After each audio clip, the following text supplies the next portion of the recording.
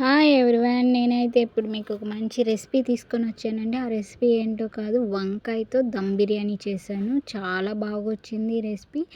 ఒకసారి మీరు కూడా ట్రై చేసి చూడండి. మన ఛానల్ ఎవరైనా ఫస్ట్ టైం చూస్తున్నట్టయితే లైక్ చేయండి, సబ్స్క్రైబ్ చేసుకోవడం మాత్రం మర్చిపోకండి. మీ దాకా కొత్త కొత్త నోటిఫికేషన్స్ అనేవి వస్తూ ఉంటాయి. ఏ వీడియోలో కూడా రొటీన్గా ఇదే చెప్తూ ఉంటారు కదా. ఈ వంకాయ దమ్ బిర్యానీ అనేది చాలా బాగుందండి. అసలు టేస్ట్ కూడా బాగా ఉంది. నేను ఫస్ట్ టైం ప్రిపేర్ చేశాను. నాకైతే బాగా చక్కగా కుదిరింది.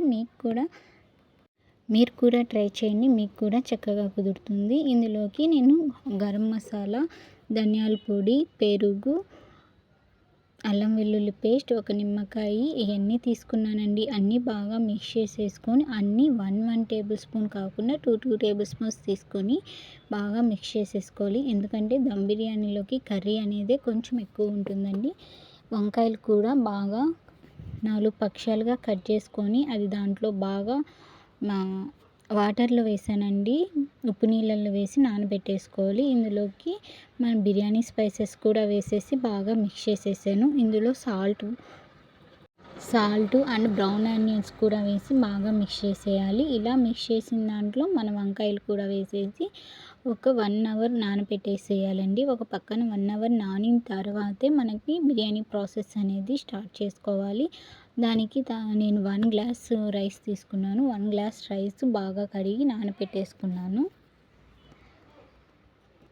ఇలా రైస్ కూడా కడిగి నానబెట్టేసుకొని ఇందులో అల్లం వెల్లుల్లి పేస్ట్, బిర్యానీ స్పైసెస్, కొంచెం ఆయిల్ అండ్ నిమ్మరసం వేసేసి బాగా బాయిల్ అవ్వాలండి. వాటర్ బాగా బాయిల్ అయిన తర్వాతే ఇందులో నేను నానబెట్టుకున్న రైస్ అనేటివి కూడా యాడ్ చేసేసుకున్నాను.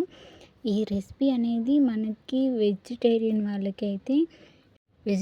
వాళ్ళకి చాలా పర్ఫెక్ట్గా ఉంటుంది. చాలా టేస్ట్గా కూడా ఉంటుంది ఈ రెసిపీ.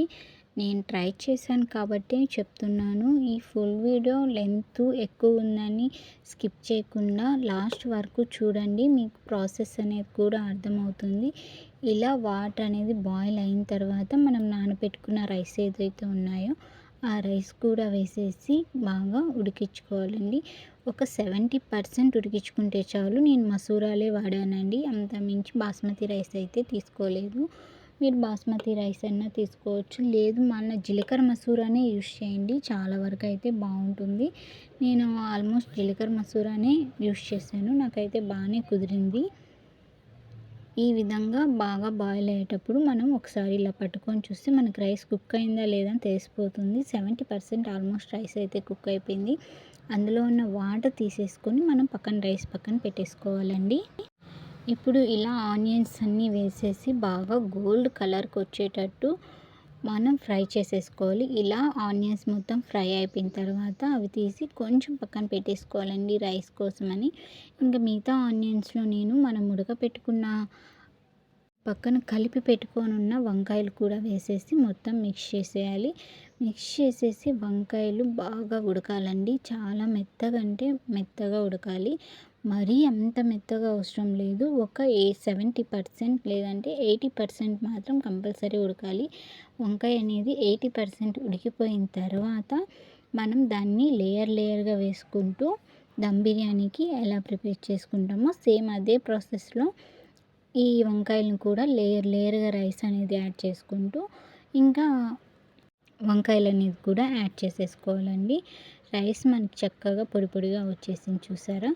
ఇలా మన రైస్ అంతా పరిచేసుకొని ఇలా దమ్కి వేసేసుకోవాలి. ఇలా ఆనియన్స్ మధ్యలో కాజు ఇవన్నీ వేసుకుంటూ పుదీనా అన్నీ సర్వ్ చేసుకుంటూ ఇలా 1 by 1 లేయర్గా రైసు కర్రీ అలా యాడ్ చేసుకుంటూ మనం దమ్ చేసుకోవాలి. దమ్కి కూడా ఒక ప్యాన్ పెట్టి ప్యాన్ మీద ఈ గిన్నె పెట్టుకుంటేనే దమ్ అవుతుందండి. డైరెక్ట్గా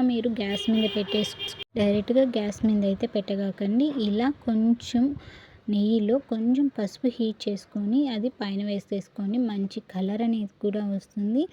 ఎంతో టేస్టీ అయిన వంకాయ దమ్ బిర్యానీ అయితే రెడీ అయిపోతుంది మీకు. అసలు ఈ వీడియో మీరు ఫుల్ వరకు చూస్తే మీకు ప్రాసెస్ మొత్తం అర్థమైపోతుంది. చాలా టేస్ట్గా వచ్చిందండి. ఈ వీడియో ఎంతమందికి నచ్చిందో లైక్ చేయండి, సబ్స్క్రైబ్ చేసుకోవడం మాత్రం మర్చిపోకండి. మీ దాకా ఎప్పుడు కొత్త నోటిఫికేషన్స్ అనేటివి వస్తూ ఉంటాయి. Please subscribe.